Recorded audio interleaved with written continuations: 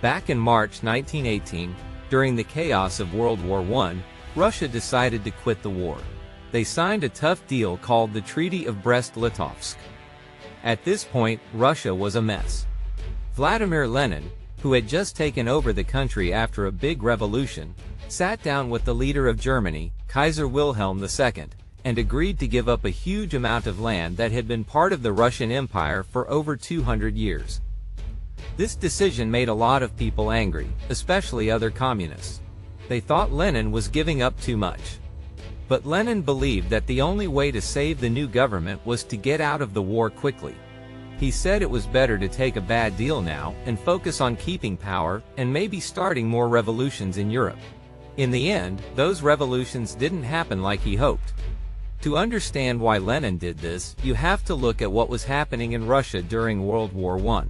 Tsar Nicholas II was in charge and wasn't doing a great job.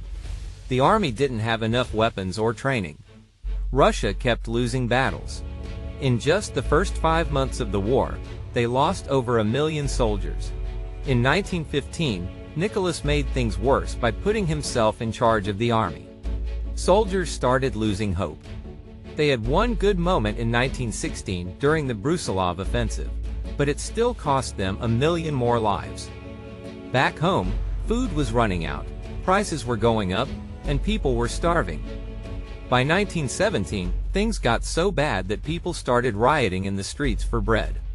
That's when Nicholas had to step down. A new temporary government took over, but they made the mistake of keeping Russia in the war.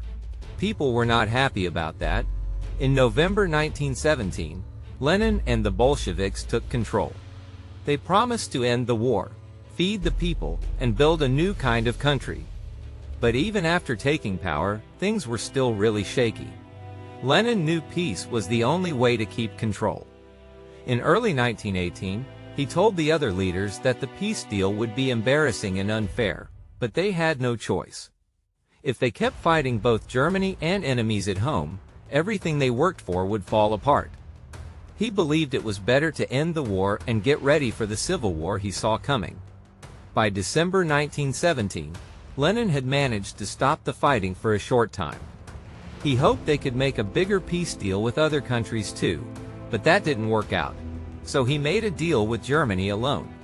For Germany, this was great.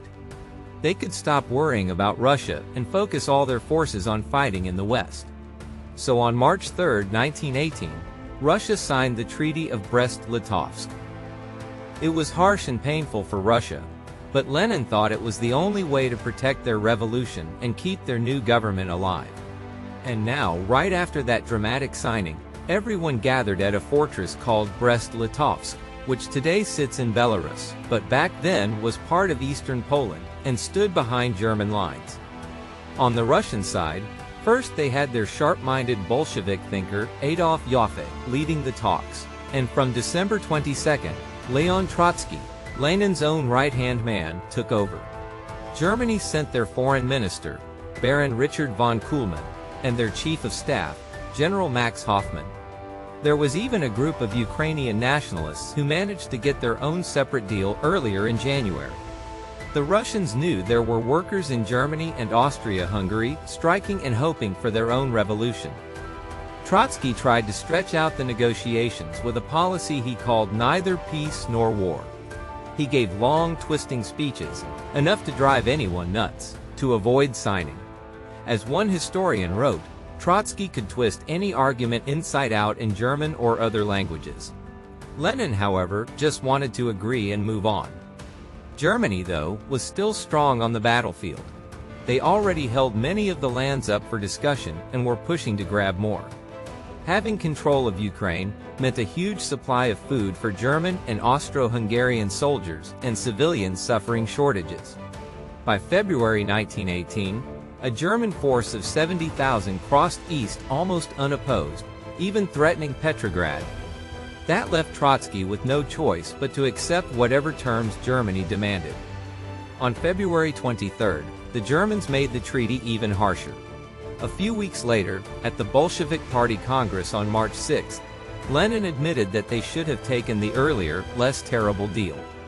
He told the party, Instead of the original peace at Brest-Litovsk, we got a much more humiliating peace, and the blame falls on those who refused the first offer. Under the final treaty, Soviet Russia had to hand over Ukraine, eastern Poland, Finland, the Baltic regions, Belarus, and more. The Caucasus region went to Turkey.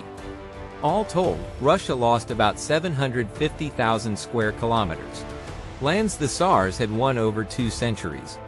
They also lost most of their steel, coal, and iron production. Nearly a third of the population and farmland slipped away. Fearing the German advance, Lenin moved the capital back to Moscow on March 10. People were outraged. Many Russian nationalists and even some communists felt betrayed and wanted to restart the war, though that was impossible with Russia's shattered army. Lenin threatened to resign, and Trotsky finally sided with peace, which crushed the opposition and left Russia with a single-party government. Meanwhile, the Allied powers, Britain, France, and the rest, were furious that Russia dropped out of the war. They backed the pro-monarchist white forces in the Russian Civil War, which raged until 1922 and ended in a Bolshevik victory. When Germany signed the armistice in November 1918, the Treaty of Brest-Litovsk was officially voided.